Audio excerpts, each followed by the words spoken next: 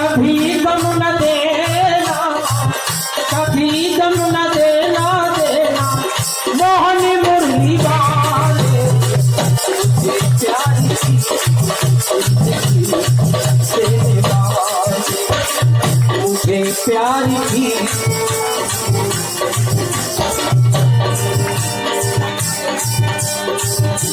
राहों पे तेरी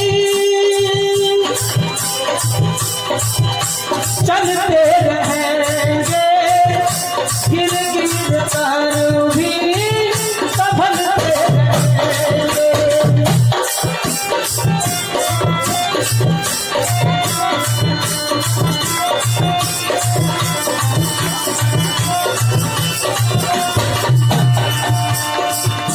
राहों पे तेरी चलते रहेंगे, गिर गिर कर भी संभलते रहेंगे। ये दावत गुरु महाराज और भगवान के अलावा दूसरा कोई नहीं दे सकता। जाके मन विश्वास है ताकि सब दुख दूर, पालना बापा कर सके उसका काल कबूल। अगर विश्वास है और आप भक्ति के मार्ग पर चलना चाहते हैं तो भगवान गुरु महाराज तुम्हें पूरा साथ देंगे। आप कितना भी बार बार भक्ति मार्ग पर गिरे लेकिन फिर चल पड़े। चींटी को आपने देखा होगा, चींटी अपने से ज्यादा भाग लेकर चलती है, दीवार पर चढ़ती है, बार बार गिरती है, बार बार चढ़ती है, लेकिन एक बार उस भार को लेकर चढ़ी जाती है। राहों में तेरी चलते रहेंगे। अगर हम गिर भी जाते हैं तो फिर प्रयास करें, हिम्मत नहीं हारनी चाहिए। मन के हारे हार है, मन के जीते जीत, पार ब्रह्म को पाइए मन ही के प्रति। पार ब्रह्म परमेश्वर, उसको मन ही के जरिए पाया जा सकता है। राहों पे तेरी चलते रहेंगे, गिर गिर कर भी संभलते रहेंगे। डर है जमाना हारों वाले,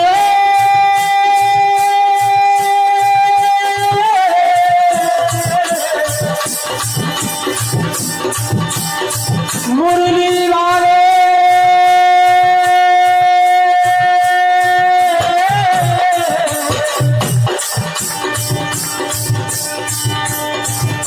डर है जमाना जुदा कर न डाले, मुझे प्यारी जिंदगी तेरे पास, मुझे प्यारी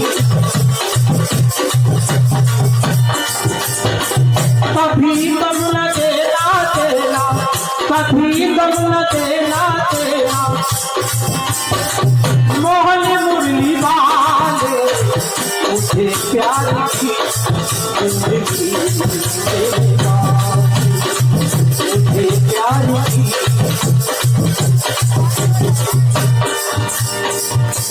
महाराज जी कहते हैं कि अगर झूठ मूठ, मैंने पहले बताया, झूठ मूठ खेले सांच मूच होए, सांच मूच खेले बिल्ला कोई, और जो कोई खेले मन चितलाए होते होते हो ही जाए। कबीर साहब कहते हैं कि चलत चलत भक्ति मार्ग में जड़ मत हो सुजान, रस्सी आवे जावे सिल पर करे निशान। हमारी माताएं बहनें, अब तो खैर नल हर एक घर में हो गया, लेकिन हमारी पहले माताएं बहनें कुएं से पानी भर के लाया करती थी, कुएं से पानी भर के लाया करती थी। लेकिन जब पानी को बाहर निकालती थी तो उसका सहारा होती थी रस्सी, चाहे घड़ा बांधती थी वो, चाहे बाल्टी, लेकिन रस्सी से कहती थी उसके लिए। एक मुलायम रस्सी जो कुएं की मन होती है, या तो ईंटों की या पत्थर की, दो ही चीजों की होती है, क्योंकि मट्टी की रुकती नहीं, उसमें फिसल के कुएं में गिरने का खतरा होता है, तो उसको ईंटों का या पत्थर का बनवा देते थे वो लोग। एक रस्सी बार बार लगने से लोग उस कुएं की मन पर उसमें खड्डा डाल देती है। एक मुलायम रस्सी जब कुएं की पार पर खड्डा डाल रही है तो विचार करके देखो, अगर तुम रोज डेली भगवान से प्रयास करोगे या अपने मन को समझाओगे, क्या इस पर असर नहीं पड़ेगा? पड़ेगा। लेकिन क्या है कि हार जाते हैं और हारने के बाद फिर प्रयास नहीं करते। प्रयास जारी रहना चाहिए, भगवान की कृपा एक न एक बरसती है। द्वार धनी का पड़ा रहे, धक्का धनी के खाए, कबहू तो धनी भी नहीं द्वार छोड़ना जाए। कितना भी कंजूस व्यक्ति हो, कितना भी कंजूस, और उसके द्वार जाके बैठ जाओ, चाहे 10 रुपए मांगो, चाहे 100 रुपए मांगो, कितना भी कंजूस हो, एक दिन नहीं देगा, 2 दिन नहीं देगा, 3 दिन नहीं देगा, एक ना एक दिन मशीन बजेगा, मन पसीजेगा, यार इसे फिर छुटाओ, इसको 100 रुपए देगी। तो भगवान भी ऐसा ही है, तुम भी लगे रहो पीछे, छोड़ो ही मत, एक ना एक दिन तो उनका मन पसीजेगा कि यार कब से मेरी भक्ति में लगा हुआ है ये, चलो कृपा दृष्टि कर ही देते। तो भगवान ऐसी चीज है, गुरु महाराज ऐसी चीज है। हाँ ये जरूर है, मन मतंग माने नहीं जब तक दगा ना खाए, मन मतंग माने नहीं जब तक दगा ना खाए, जैसे विधवा स्त्री गर्भधार पछताए। मन मतंग है। कबीर साहब ने क्या देखा, गंगा जी के किनारे जो हावड़ा पुल है उसके ऊपर वो जा रहे थे, तो मन ने क्या कहा कि कबीर साहब जो भंवर बीच में घूम रहा है, अगर इसमें कूद के देखा जाए कितनी गहरी गंगा है तो पता चल जाएगा। तो कबीर साहब ने कहा क्या मुझे बेवकूफ समझता है जो मैं तेरे कहने वाले गंगा में कूद जाऊंगा, यानी मैं तो गंगा में कूद जाऊंगा, तू दूर खड़ा होकर देखेगा। उसी समय उन्होंने दोहा लिख दिया कि मन के पर देना चाहिए, मन पक्का यमदूत ले जाकर मझधार में जाए हाथ से छूट। मुझे प्यारी जिंदगी तेरे वाले,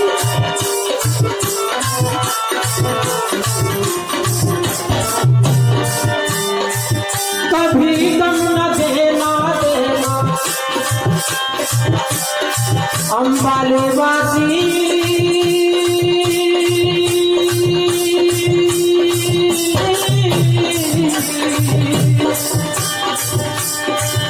कभी गम न देना देना गुरु हारो वाले, मुझे प्यारी जिंदगी देने वाले।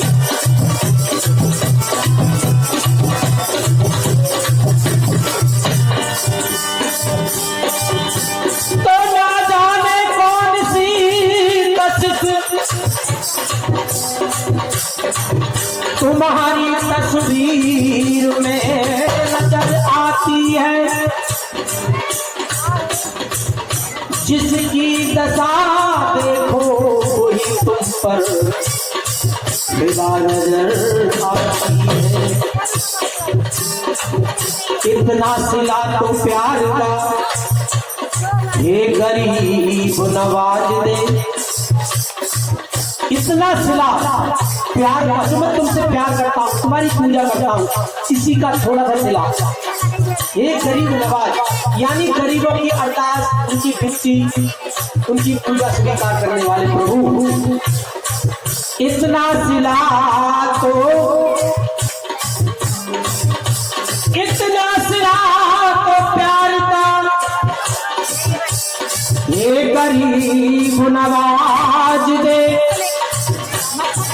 रहमो करम से कुछ भी मेरी झोली में डाल दे।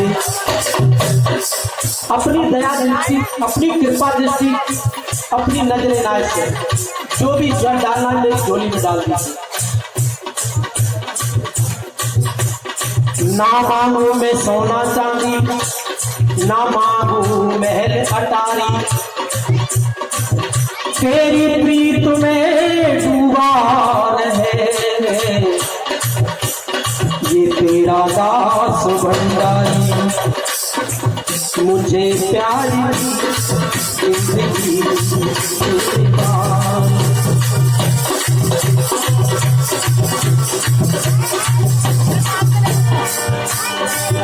कभी गम न देना, कभी गम न देना, अनवाल वाले प्यार की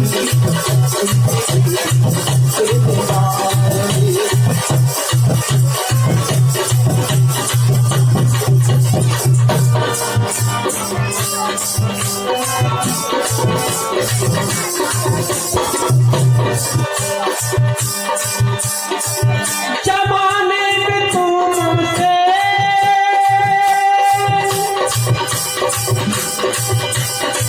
कोई नहीं प्यारा, ये दिल भी तुम्हारा है, जहाँ भी तुम्हारा।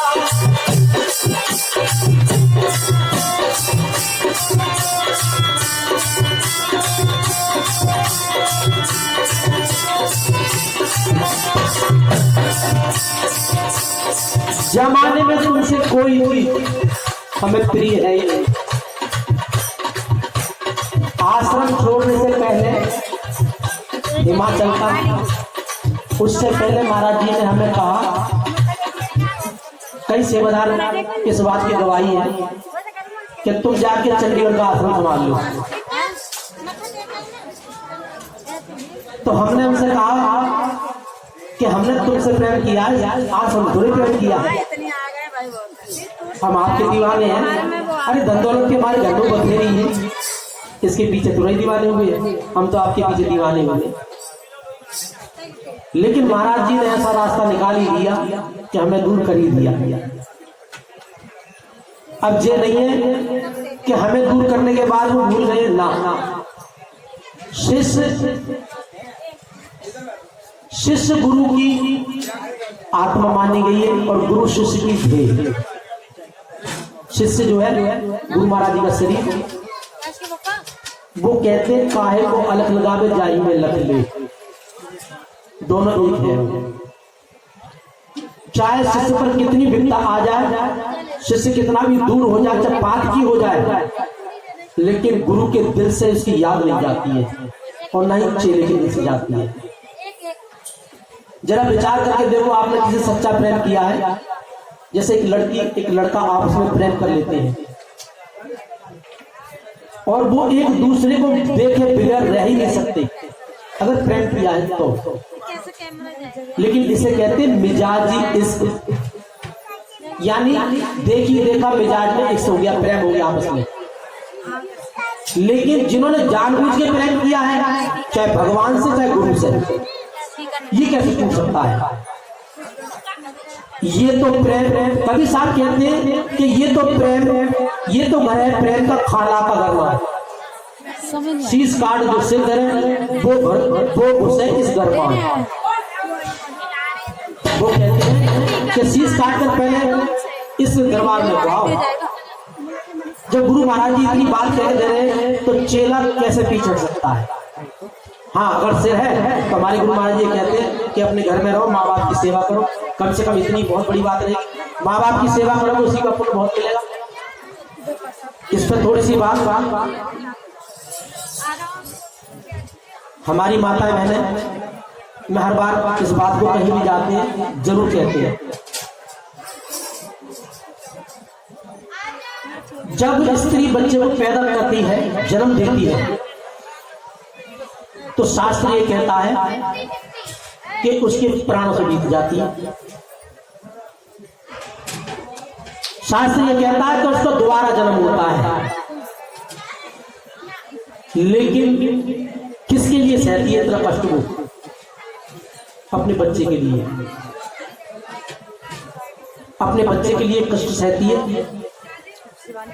और उससे क्या बीतती है मैं तो विचार लगा ही नहीं सकता, लेकिन जो मैंने शास्त्र में पढ़ा है फिर भी इसकी बात करता हूं कि ये कहते हैं कि अगर वो पीड़ा इंसान को दे दी जाए, मर्द को दे दी जाए, तो वो प्राण त्याग देगा।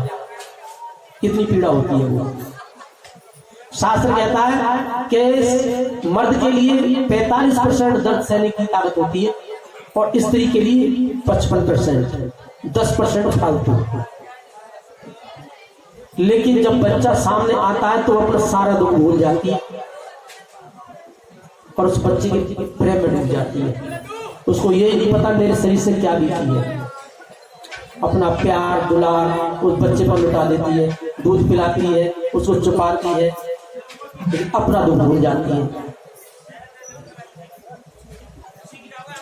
पहले वो 9 महीने कोख में रखती है। उस समय की बात देखो, क्या खाना है क्या नहीं खाना है, कैसे सोना है कैसे बैठना है। 9 महीने की जेल हो जाती है उसको। जेल मानी किस्म की, आजादी से नहीं घूम सकती वो, आजादी से खा नहीं सकती वो, लेकिन उस जेल को प्यार मान लेती कि मेरी औलाद होगी तो मुझे सहायता देगी, मेरा जीवन का दुख हरेगी। लेकिन जब बच्चा बाहर आ जाता है और जब उसको सुलाती है तो खुद उसके पेशाब में सोती है और उसको सूखे में सुलाती है। माँ का प्रेम।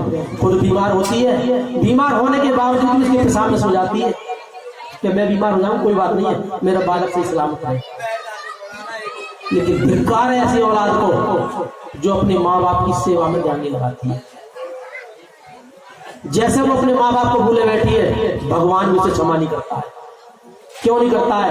क्योंकि भगवान जानता है कि इस स्त्री ने इतनी मेहनत, इतने परिश्रम और इतनी दुख तकलीफ सहकर अपने बच्चे को पाल पोस के बड़ा किया। पिता ने बाहर से लाकर कैसे भी चोरी से मेहनत से कैसे भी कमाई करके इस बच्चे को पाला है, लेकिन ये उसको भूले पड़ा है। तो भगवान कहता जब अपने माँ बाप का नहीं हुआ तो मेरा ही क्या हो जाए। तो कहने का अर्थ मेरा ये है कि जितने भी बाल बच्चे हैं अपने माँ बाप का विशेष ध्यान रखें। भगवान की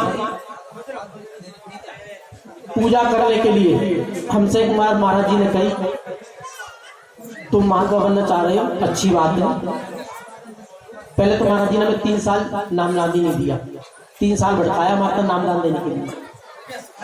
और जब नामदान दिया तो नामदान देने से पहले महाराज जी ने कहा कि देखो महात्मा बनो कोई बात नहीं है, लेकिन ये ध्यान रखना कि तुम्हारे कारण तुम्हारी माँ की आंख में आंसू नहीं आए। तो मैंने कहा क्यों जी? कि जहां तेरी माँ की आंख का आंसू जमीन पे गिरेगा वहां पर तेरी रास्ते में कांटे और परेशानियों का दीवार खड़ी होगी। ये ध्यान रखिए। तो मैं महाराज जी से ये प्रार्थना करता रहता हूँ हमेशा कि मेरे पग कभी ना डगमगाए और न मेरे कारण मेरी माँ की आंख से आंसू आए। खुशी की अलग बात है, वो ये बात सोचे कि मेरा बड़ा बेटा महात्मा बन गया है, बहुत बड़ी बात है, ये खुशी के आंसू होते, लेकिन गम के आंसू मेरे कारण कभी ना। और इसीलिए मैं तुम सबको भी यही कहता हूँ कि जितना हो सके इसकी सेवा कर लो। सबके को नहीं कह रहा, मैं तो अपने परिवार वालों की बात कर रहा हूँ। क्यों? इसने 9 महीने पाल कर पेट में रखा, मुझे पाला पोसा। 12-13 साल की अवस्था में या 15 साल की अवस्था में इतना तब गुरु महाराज जी के चरणों में इसने भेंट कर दिया, अपना दान कर दिया। तो बच्चा कोई भी हो अपने माँ बाप का दिल ना दुखाए तो वो हमेशा कामयाब रहता है। न देना गुरु हारो वाले, मुझे प्यार की जिंदगी तेरे पास, मुझे प्यार की जिंदगी तेरे पास। कभी गम न देना, कभी गम न देना गुरु हारो वाले, मुझे प्यार की जिंदगी तेरे पास, ओ मुझे प्यार की।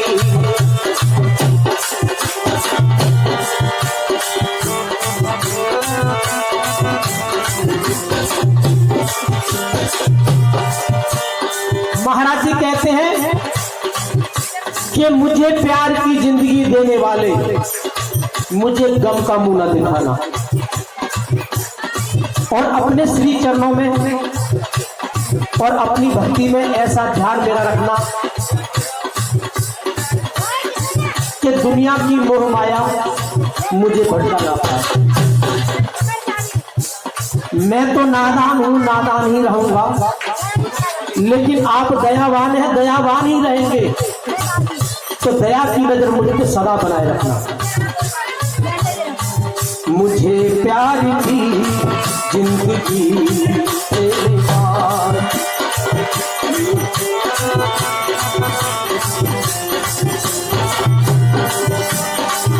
कभी गम न देना देना, कभी गम न देना देना, गुरु हार वाले। मुझे प्यार की जिंदगी तेरे पार, मुझे प्यार की।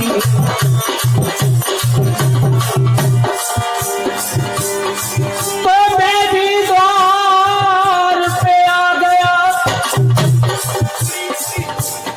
ये सब जग की आशा त्याग, ये तुच्छ सेवक को दीजिए, ये निज चरणन अनुराग। मुझे प्यार की जिंदगी तेरे पार,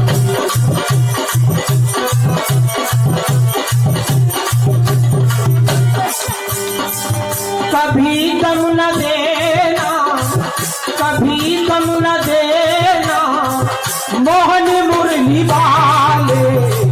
मुझे प्यार की जिंदगी तेरे पार, ओ मुझे प्यार।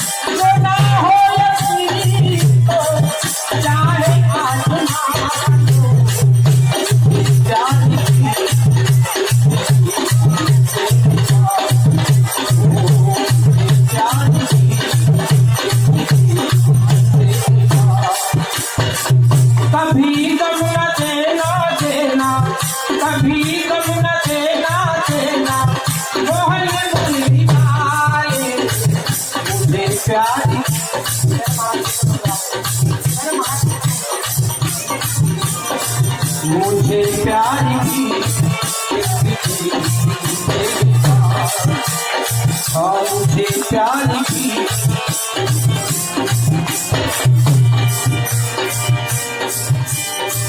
मुझे प्यार की जिंदगी देने वाले कितनी जिंदगी प्यार की मिली है।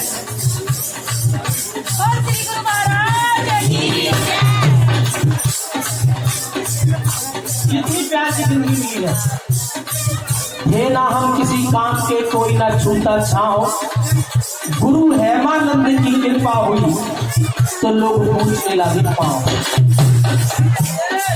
गुरु गूंगा गुरु बाबरा, गुरु गूंगा हो या बाबरा हो या घोड़ा गया हो, साथ कह रहे गुरु गूंगा गुरु बाबरा, गुरा के रहिए दास, जे गुरु कहे नरक में जा तो तरक्की ना करिए आस।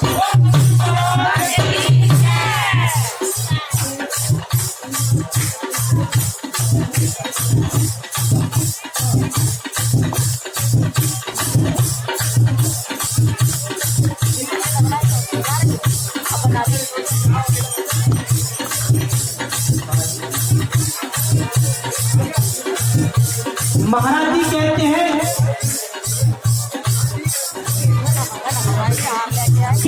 नाम जपत कुश्ती भला,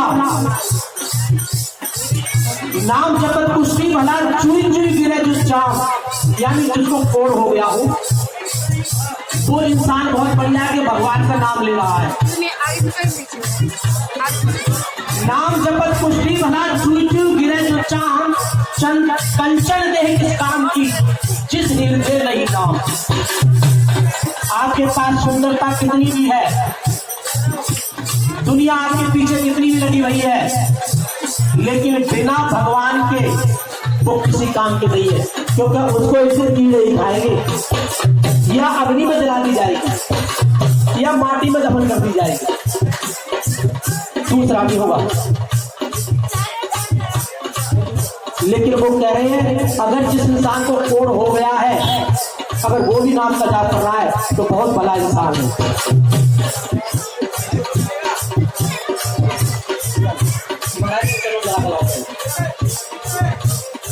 मुझे प्यार की जिंदगी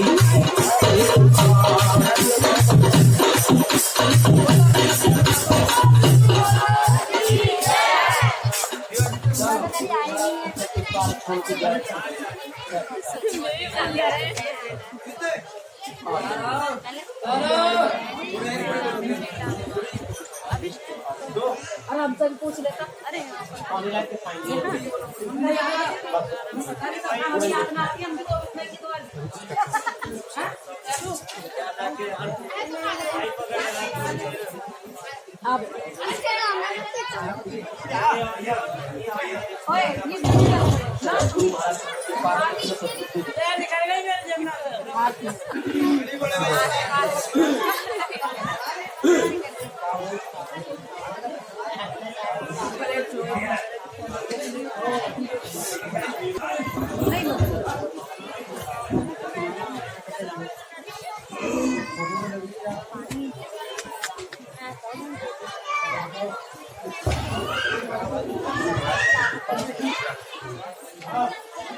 गोपाल जी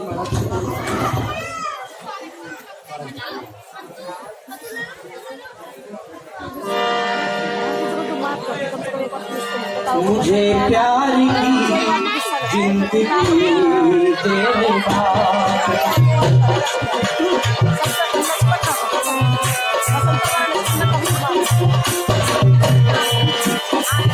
कभी गम न देना देना, कभी गम न देना देना, गुरु हारवान मुझे प्यार की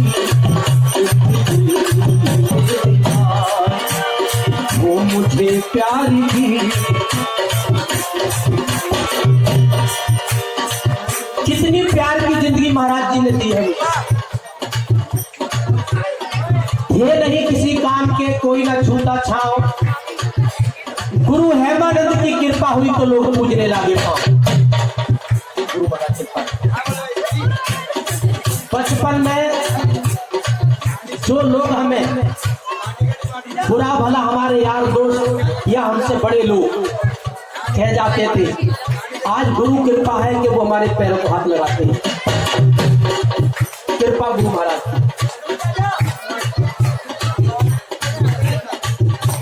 लेकिन महाराज जी इसमें एक शर्त रखते हैं, वो ये कहते हैं पल्ले कुछ ना बांध रही, जो मिल जाए सो खाए। उनके पीछे भगवान स्वयं घूमते हैं कि ये बच्चा हमारा है, सेवक हमारा है, कहीं भूखा न रह जाए। हाँ, अगर तुमने गठबंधन पहले किया हुआ है तो भगवान चिंता क्यों करेगा, वो कहेंगे पहले ही गठबंधन को तेरा कर रखा है ना, मैं चिंता किस बात की। प्रहलाद भक्त जब उनके लिए भगवान ने दर्शन दिए, 5 साल की अवस्था में दर्शन दिए भगवान विष्णु ने, तो जितने आसपास के महात्मा थे सभी महात्मा नाराज हुए। जब चर्चा फैली कि भगवान विष्णु प्रहलाद को आके दर्शन दे गए, नाराज हुए। किस बात पर नाराज हुए कि हम बताओ, कोई 80 साल से, कोई 50 साल से, कोई 20 साल से भगवान की सेवा में लगी पड़ी है और उनकी आराधना कर रहे हैं, लेकिन भगवान ने हमारा दर्शन नहीं दिया। उन्होंने कहा कि भगवान भगवान को जब देखा कि मेरे भक्तों में भाई खलबली बहुत मच गई है, तो उन्होंने ब्राह्मण का रूप धारण किया। ब्राह्मण भाई शोर ना मचाओ, या तो सत्संग सुन लो या आप शोर मचा लो तो हम चुप हो जाएंगे। इतना शोर ना मचाओ, बोलो धीरे बोलो, खाना खिलाओ, कोई बात नहीं। तो जब उन्होंने देखा मेरे बहुत से भक्तों का ध्यान खराब हो रहा है, तो उन्होंने ब्राह्मण का रूप धारण किया और जहां पंचायत जुड़ रही थी भक्तों की, महात्माओं की, कि भगवान ने ये गलत किया, हमें दर्शन नहीं दिए, और एक 5 साल के बच्चे को दर्शन देकर चले गए। तो उन्होंने कहा वहां जाकर कि भाई भगवान ने क्यों दर्शन नहीं दिए, इस बात का उत्तर तो हम भी दे सकते हैं, भगवान को आने की क्या जरूरत है। अब ब्राह्मण के रूप में वो उत्तर देने आए, तो उन्होंने कहा कि पहले उत्तर कौन मांगना चाह रहा है। एक महात्मा जी 85 साल से कुएं के अंदर लटके पड़े, यानी पैर बांध लिए थे उन्होंने और नीचे को लटक के तपस्या करते थे। खाली खाना पीना होता, उस समय बाहर आते, फिर दोबारा नीचे को लटक के उनके भजन में लीन हो जाते। तो उन्होंने कहा कि सबसे पहले तो उत्तर मुझे दो, मैं 85 साल से इस कुएं में उल्टा लटका पड़ा हूं, भगवान ने मुझे दर्शन क्यों नहीं दिए। तो उन्होंने कहा कि देखो भगवान ने तुम्हें इसलिए दर्शन नहीं किया कि अगर तुम कुएं में लटके पड़े तो तुम रस्सी पहले बांधी हुई है कि मैं गिर ना जाऊं नीचे को, अगर मैं गिर गया तो मैं मर जाऊंगा, तो रस्सी का सहारा तुमने पहले लिया है। तो उन्होंने कहा कि रस्सी का सहारा लिया है, जब तूने रस्सी का सहारा ले ही रखा तो मैं तुझे क्या सहारा देने आता। अब तेरा ध्यान कहां पर था, एक तो रस्सी पर, और दूसरा कि मैंने भोजन किस टाइम करना है। अब प्रहलाद की बात बताएं, प्रहलाद के लिए नारद ने एक ही बात कही कि ओम नमो भगवते वासुदेवाय नमः, इस मंत्र का जाप आप करोगे तो भगवान तुम्हें मिल जाएंगे। भगवान मिले नहीं प्रहलाद को, उसने बहुत तपस्या करी, तो उन्होंने अपने गुरु को याद किया कि गुरुदेव गुरुदेव। गुरु ऐसा होता है कि लाख कोष जो गुरु बसे देवे सुरत पठाए, शब्द तुरी असवार होए पल आवत पल जाए। हमारी आंखों की जो पलक झपक रही है, इतनी देर में गुरु आकर चला जाता है और इतनी देर में भगवान। तो उन्होंने कहा कि प्रहलाद ने जब अपने गुरु को पुकारा तो गुरु आया और उन्होंने उससे उत्तर मांगा